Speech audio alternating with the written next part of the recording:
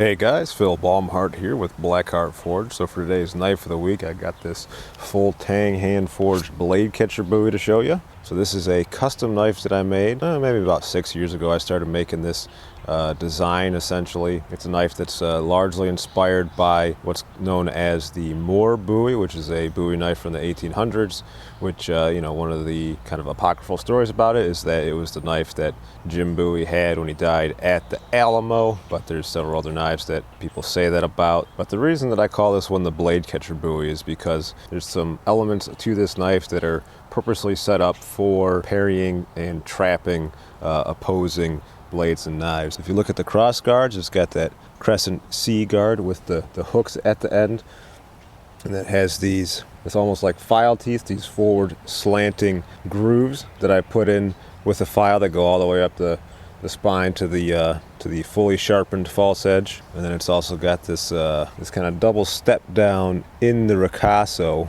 But what I wanted to do right now is kind of test out and demonstrate the blade catching ability of the file teeth and the step downs on the blade catcher Bowie. Okay, so I've set up a little knife fighting rig here. We have some articulation and rotation. If a blade falls onto the backside like that, either gets stopped by the guard, and then you can twist your arm and it's caught by the hooks there. But with the blade caught on the saw teeth, it's pinched between the guard, and now you actually have control of the blade. You just have to keep applying pressure and you have the knife.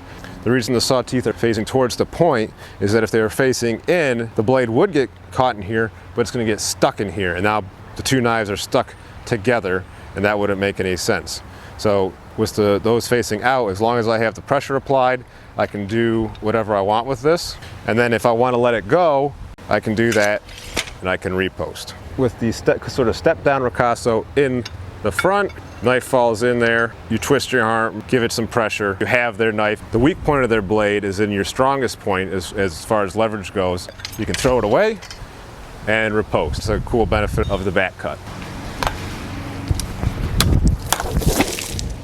Okay, so not the most scientific test, but hopefully you get the idea. That's fun, I might try that again.